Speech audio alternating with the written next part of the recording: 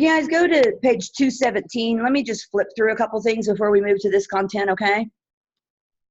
So 217 is where he's starting to talk about your net of your money.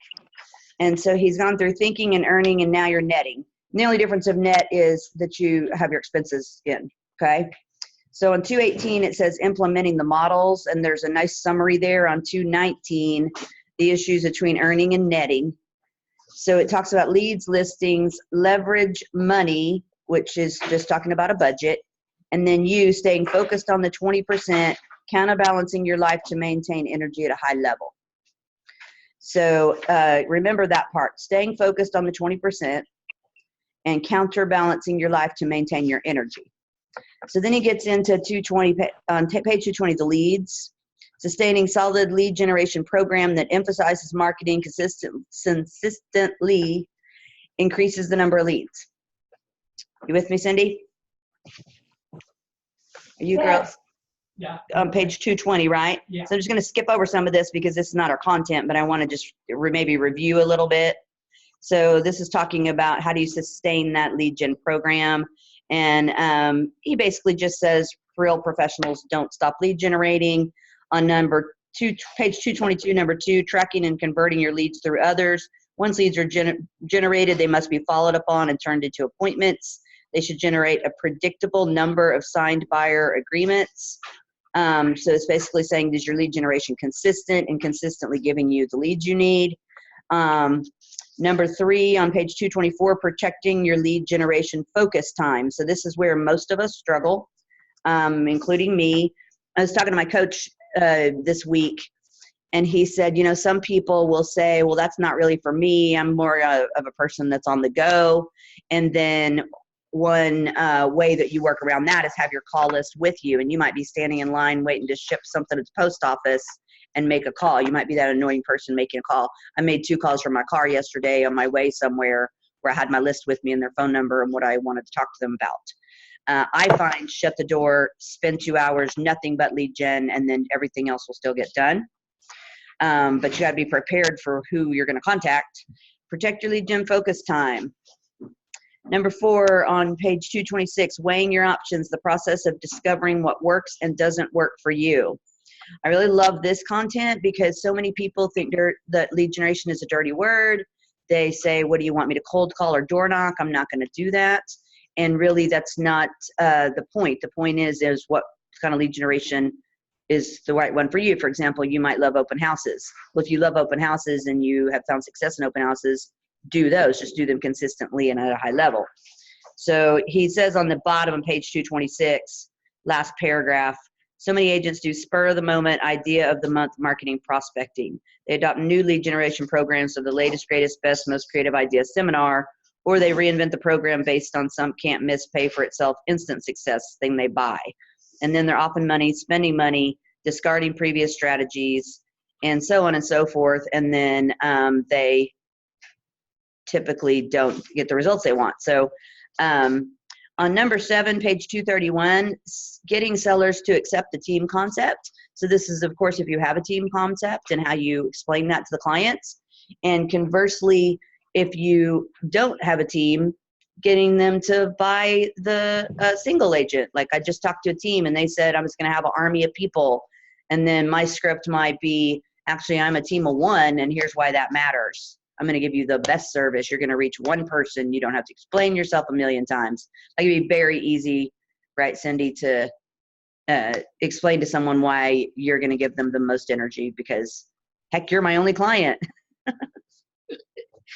No. You guys awake? Okay.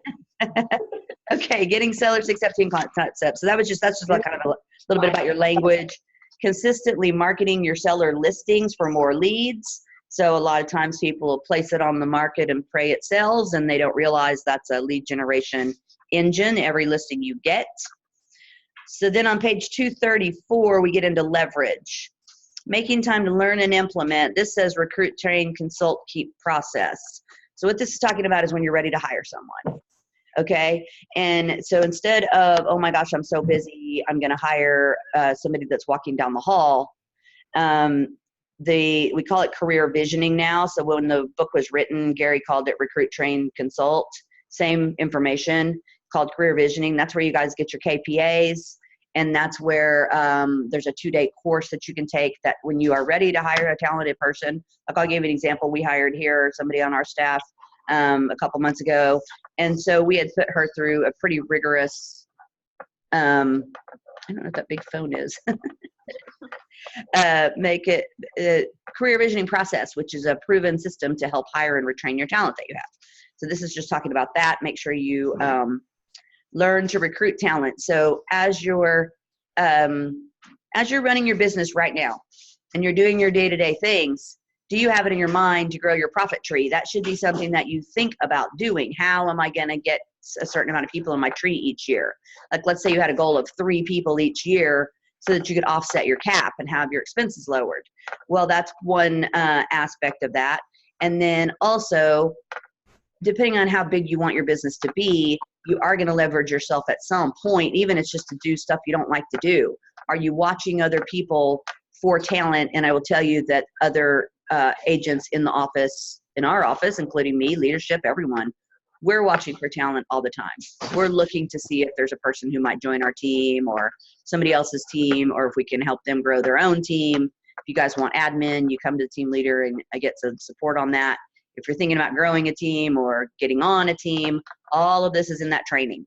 So number 10, hiring capacity talent versus cul-de-sac. He's just going to talk a little bit about how you figure out if somebody is a good fit to get into business with. The capacity talent versus cul-de-sac talent graph is on 238. And guys, I'm kind of rushing through this because this isn't what we're supposed to be talking about. And yet I didn't feel that we had hit this together. If you intend to never hire more than one person, it may not be an issue. If you decide to allow your business to grow through people, you'll see the need to hire capacity talent. Let's say in our world, if you know Shelby on Jennifer, the home branch team, or if you know Mary White on the sellers team, there's certain hires that will just change their worlds. That's what you're looking for, not somebody who just knows how to enter into something into MLS. So on page 240, I don't know if that's chapter 11, achieving accountability to the right standards, what customers want. So this is a talk about your own standards in your business. As you get into like this part of the book, if you guys haven't read it, every deal you do, you'll figure out how fast you like to respond. Do you spend 1 day of the week calling your clients? Do you like to have the inspection immediately after the contract goes in place? How do you handle up to the option period? All of these things will be almost like your operations, and setting your standards for your operations is on this. When we have a client, we do this. When we have a contract, we do this. When we have a closing, we do this. After the closing, we do this. So the right standards sets it's not even your person that's you've hired or you, the standards speak for themselves. Let's say I needed 2 listings a month and that was my standard to make the goals for the business. That's the standard. Nobody's right or wrong. It's did we make those 2 listings or not. So take a look at this page 240, 241, systems documentation model of the Millionaire Real Estate Agent. So he's again just talking about getting your systems firmed up. Page 244. Cindy, take out a notepad and write down all the things you do as bullet points. Leave nothing out. The break lists into 6 to key 12 categories. Now each of these categories gets its own page, and your job is to copy the activities from step 1 under the appropriate category. So this is an exercise on 244 about just what systems do you need. So I used to do this and then get all of my stuff into 7 categories and then kind of brainstorm each 7 categories and then which one's going to happen now. So your accountability, different aspects of your operation manual will serve as components for the job description. It's just basically kind of, you do it now, and let's say you were going to turn it over to someone else, you're starting to document it. That's all it means. Creating teamwork. So this is a little bit about team building stuff. Page 247, group versus team. This is where you're getting into what does it mean to have a team? What does it mean to be on a team? And then we're getting into our reading for today. So combining quality service and quantity service on page 248. So basically like that last section, and I don't feel like we actually did that. Maybe it's because of the holiday, we skipped a section. But setting your standards and your operations, that's something that wherever you are in your business, just like a template email every time you have an inspection. Congratulations on your contract. You're going to do the inspection. Here's what's going to happen. That would just be a standard operating procedure that you always do, as an example. So now into this week's content, money, page 249. In this business, money is always an issue, whether you have too little or even if you have more than you expected. Your quest as a real estate business person is increase your revenue, control your costs, and at the end of the day, increase your net income. Part of the battle is come familiar and proficient with the economic model. So I asked you guys at team meeting, how familiar are you with your models? And so your budget model and your economic model. Sticking to the budget model and controlling your costs. Well, most of us will use accountants. I was telling those of you that did fill out your homework on that I gave you at the team meeting, and anyone who hasn't done it, I'm happy to walk through it with you. My question about how much you're spending on lead generation is I'll see sometimes you guys are spending disproportionate amounts of money to what you're making. So for example, say I went and bought some Zillow leads for $1,000 and I have not made any closings. I do that about for 4 months and I still don't have any closings. Now I've spent $4,000. Well, man, I had the hopes of getting a closing, right? If I got one closing that's $7,000, I would have paid for it. So this is the loop of our brain. And I've done that. Well, your budget model is very clear. You have 10% of your earnings to spend. So until you have a closing, you have zero money. And then once you have a closing, say you made $6,000, then you have $600 that you can spend. So you take that 10%, put it in your little lead gen bucket, and then you say, hey, what am I going to spend $600 on? And then I guess say you did that for a couple of closings, now you'd have $1,200. Well, I did it with one of the top producers yesterday where we walked through the exercise and I said, okay, at your current, you have, I think it was $600 a month to spend. I'm talking about $600 a month consistently because that's their sales. That's what they have in their budget. I'm not saying that they've done it or haven't or will, but they could. And then if they made their goals, so they were at mid-year, I think they could go up to about $1,200 a month on how much they could spend consistently. So what I'm saying is you might start with zero. Then all of a sudden after a few sales and you're getting in some traction, you might have $100 a month to spend. It's not very much money. Then you get to where you can spend $250 a month. Now your business is starting to go. Then you reach it up and you can spend $400 a month. But you don't ever do it. It's red light, green light. So it's always based on your income, not your dreams. Right? So sticking to your budget and controlling your costs. And this is true in all of our lives, right? We can't spend those commissions before they've ever materialized or you'll start to really get depressed. Like on page 252, he says, as a general rule, you should request a detailed budget for any new marketing plan, any equipment purchasing. If you're doing a staff position, like say you want to hire an assistant and they're $10 an hour and you're like, man, I could do that for 10 hours a week. Okay, $400 a month. And then I'm free to go on one more listing appointment. Yeah, you can say company dollar is coming in. It's worth that expense. It's just you got to have the consistent. You can't just lay in bed and watch, reruns of CSI because you will not be able to pay for them. Okay, so you on page 253, work harder on yourself than your job. Cindy, what does that mean? She didn't. She didn't know you guys. It means that you should. It always. Well, What'd you say? If you're working on improving yourself, then your job will just get easier, better. Right. It comes back to us most of the time. What skills do I need to work on? What's the one thing this week that's going to move me forward? Is it when I do lead generate, what's my conversion? Do I know how to lead generate? Maybe that's what I need to know. Then when I am lead generating, am I tracking my successes on there and say I'm calling some people, just having conversations with my sphere of influence? Am I getting referrals or setting appointments, or I'm just asking about Aunt Betty and never actually even talking about real estate? So working on yourself, getting in front of other people who are at the success level you want to be, staying focused on the 20%. So this is the everything, right? Page 15, chapter 15, page 253, 254. So that graph down there, you have two choices, be focused and be unfocused. Well, this is hard to do day in, day out. You've got the phone ringing and inspections going on and a closing at 2 and all of that. The focused person on the bottom, which one do you want to be? It's you with your leads, listings, and leverage, and you're just going up and up and up towards success. How would it be to be able to take weekends and nights off, to have the income level you want? Like I had an agent, I did it with her recently, and she thought she needed to make 150,000. And then once we did some digging down on that, she realized she needed to make 180,000. So she needed to hit 6 million and not 5 million. And so we talked about getting purposeful about that. How many more phone calls is it, or how are you guys lead generating to hit the numbers in a focused way? And then your unfocused is, I don't know, I went to an open house. Oh yeah, somebody else said that there's a thing over here today, and oh, I'm going to go do that, and then I'll work on that later, right? It's just I didn't plan my day got me. That's the difference. And this really, you guys, when you see this material, Cindy, have you read The One Thing? No. And have you guys read The One Thing? Claire, have you read The One Thing?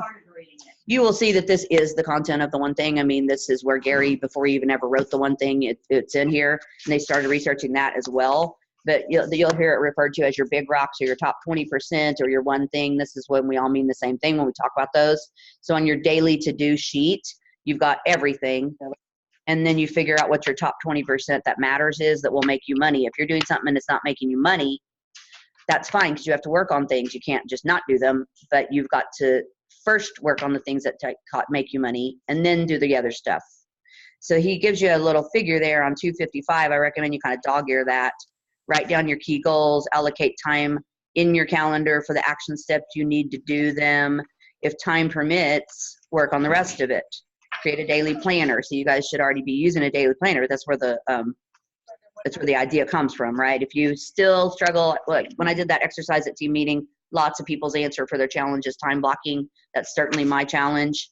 And this is the material that's just covering hey Melinda, how do you get to where you can time block? Well, it starts by putting it in a calendar. So like for me, I'll set an appointment, especially for something like lead gen, close my door, shut my blinds, sit there at the desk, I'm ready to go. And then all of a sudden I'm on Facebook or checking email. That's not staying true to my 20%, right? Because all that stuff on your mind, oh my God, I forgot to answer that email. Let me just do that real quick and then I'll get back to lead generating. No, that email will wait until 2 hours from now. No, nothing is going to, blow up if I don't send this email. And that's where you got to get it in your mind. Somebody's calling me and I have to say, nope, I'll text them back. I'll call them back in an hour. So the 3 questions that it will answer, I guess, what was the 3 questions? Let's just go back. It begins with recognizing you really only have 2 choices regarding focus: to be focused or to be unfocused. To be successful, being focused is the only way to be. One method you could use to gain focus is the goal to action percent system. So that's where you say in the 4-step process to have the 3 questions that it will answer. What do we want? What do I want? When do I want it? What has to happen for me to have it? 4 steps to this system. So I'll tell you guys, since I've had a MAPS coach, this is a very common question. Anna, who do you need to be to hit your dreams? I'll say, well, I need to be a person who is prepared and is purposeful and is all these things. And then they'll say almost as soon as, no matter what I answer, what has to happen for you to achieve that? Well, what has to happen is I get on appointments. Then you break down how to get on the appointments, right? So it's just an easy mind exercise. And then your master task list, your 80%, that is everything else. Your goal sheet and your to-do list are 2 different things. Your daily worksheet, your business tasks, your personal tasks, your appointments, and your little notes. This is just sort of the same thing that's in your planner. It's just talking about being purposeful and thoughtful on what you want to do. Page 16, counterbalancing your life to maintain your energy at a high level. Anyone read this or read The One Thing about your energy levels? Claire, anybody? Melinda, you? I'm sorry, not paying attention.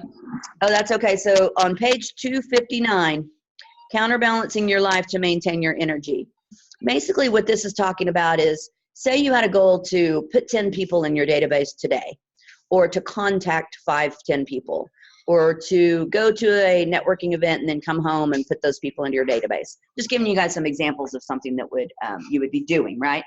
And you know you're going to do it, and you come in and you're revved up, because in the morning you have the most energy, even if you're not a morning person, especially if you have some coffee, you sit down and think for a few minutes and you're ready to go. And about 20, 30 minutes later, hour later, you start to kind of drag. You need to get some breakfast or some lunch. Then after lunch, you might get a little bit tired from having eaten. Or for me, I get like another energy boost. So this is talking about doing your most important work when you have the energy. You know, you're sitting there at midnight when you're tired inputting that listing. Okay, I got it mostly in the morning when I have the energy in my brain. I'll go in and kick it on and finish it up, right? So he says, like, the counterbalancing your life, this is for the whole One Thing book almost. The idea of having a balanced life is more idealistic than practical. It's healthier to accept to lead a counterbalanced life where it's not that you're out of balance, it's how long you stay there. So I love this part. Millionaire real estate agents' life can be quite dramatically balanced to imbalance. It's important to acknowledge that you can then deal with it. The ruling factor of living a counterbalanced life is to allow imbalance when the key goals are at stake, but not dwell in that state for too long. Because when you allow yourself to live in imbalance too long, you cannot maintain your energy. You risk burnout. So when you have burnout, that's when you think, I got to get out of this business. I just can't do it anymore. I'm feeling stressed out. I'm broke, like all these feelings that you might have. And you have to maintain your energy, and you have to maintain it at a high level. And so you have to, what's it going to take for me to have energy? I'm probably going to need to eat some nutritious food.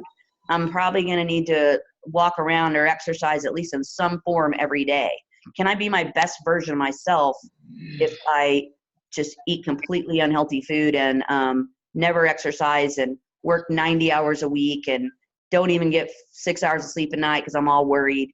How am I going to show up with what energy? What they've proven, the one thing is that you can work a lot less time with your energy when you're kind of like in your zone than you can just working. You got to take breaks and all that. So that part of the book is really, I love it. If you read that, you'll get a good feeling for what the One Thing is about. And that's really what this part of the book is do you guys, if you go on page 262, where you get the key points here of the material. So he's talking about netting, and it's net $1 million. It's net how much money you want to make. It's the natural outcome of fulfilling the 4 fundamental business models. From our experience, there are 16 issues that must be addressed. So number 1, sustain a solid lead generation program. I find that to be the biggest gap in our businesses. Would you guys agree? Mm-hmm. A solid lead generation program. What the heck does that mean? Okay. That's the number 1 of the 16. So if you don't have that, I feel like my thing's all. So if you start there, if you don't know what that means, right? That we talked about that earlier in the book. Number 2, tracking and converting your leads. So you've got to pay attention to, like, let's just say somebody called you and said, hey, I got a lead for you. Here's their name. And you say, okay, great. Thank you. Where are you putting them? I mean, I know it is your database. Claire just said over there, that's command. And so are you tracking how many leads did I get last month? I remember when I used to teach one of the classes on the websites, I'd say, hey guys, how many leads are coming into your website? And most of the times people would say none. Well, if I went networking, how many leads did I get? How many contacts did I get? How many relationships did I start? If you know, it's just kind of a knowing your numbers. I met 30 people last week and I didn't get anybody's phone number. That's just an example. So protect your lead gen focus time. Protect it. When people try to take it away from you, tell them politely, listen, can I call you back? It's only going to be an hour or so. Most people are going to say, sure you can. You have to protect yourself and your business. Weighing your options and discovering what works and doesn't work. This is where I feel sometimes agents think that all things are created equally and somebody else got a listing because they were door knocking, and so I should be able to get a listing door knocking. And yet door knocking may just make you so unhappy that you really cry afterwards. So don't do that. Find a way that fits authentically for you. And whenever you look at your KPAs, when you look at what successes you have, like in your Ninja planner every day, it'll say what's working and what's not working. So say I decided to cold call every real estate agent in Houston and ask them if they wanted to work at Keller Williams. You know, there's somebody that might say yes, right? But it'd be a little bit of a painful exercise. And I might say, man, I don't like that at all. And then what if one of you gave me a name and said, Anna, you should call my friend. She works over at such and such real estate company. She wants to talk to you. How much better is that call, right? So if I found for me, networking was very easy. Sometimes other people say, I can't network at all. I hate that. I don't want to go. So you have to get clear on what works for you. And then also, let's say you go on I talked to a top producer about this a couple of days ago. They went on a appointment and the appointment didn't go well, and they had a reason, and it was basically a commission objection. And so instead of letting that really upset that agent, it was an opportunity to work on language and scripts, to ask better questions. Why was that commission objection important to that person? Was that really what they cared about? So always looking for your opportunities and what works for you authentically. If it does not feel authentic to you, I would challenge you to find your strengths. It's another question I asked you at team meeting Tuesday is, what is your strengths? What are your challenges? Once you know your strengths, go to those. Go do things you like to do. Getting in front of people who are your friends is so much easier than chasing people who don't want to answer the phone. So knowing the minimum number of listings that you must hit each month, do you guys know that number? Or is your number, I hope I get one, and that's all? Right? So knowing the number of listings you must hit each month, that's another part of that exercise I did with you Tuesday. Then you need to go do that. So if your minimum number is 1 or 2 each month and you're getting 0, how does that make you feel? Is that the best version of yourself? To me, it makes me do a lot of self-loathing. So what happens when I do hit the 2? Then I'm excited and happy and I'm active and I'm busy and my energy's up. So doing anything else besides getting your appointments is, in the end, seeking the short-term pain of lead generating versus the reward of hitting your goals and having the money that you want. It's like basically a shift of the same activities, just a different outcome. So this one says, get the sellers to accept the team concept. I think for you guys, if you're not on a team on the call, practicing your scripts of, I'm a single agent and here's how that works. You can say you have a transaction coordinator. You can say, just be clear on what your value proposition is another way I would say that. Why work with me? It says I'm running out of time. No, I'm not. What's this mean, higher capacity versus cul-de-sac talent?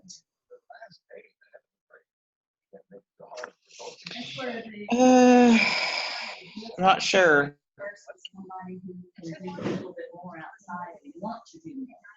So Claire is saying it's the short term versus the long term of the capacity of the employee. But if you'll read back over that part, I think if you guys have no desire to hire someone, but at some point you might say, hey man, I just wish I had somebody to input this listing, or I wish I had somebody that knew how to help me market. All those things. Are you really actually doing your diligence to find out who the person is that you're considering getting in business with? And so sticking to the model, focusing on your 20% and looking at your counterbalance. That's basically it for today, guys. Ta-da, Earl says. So I'm going to close because another class is starting, and I'll talk to you guys next week. Thank you. All right. Bye. Bye. Thank you.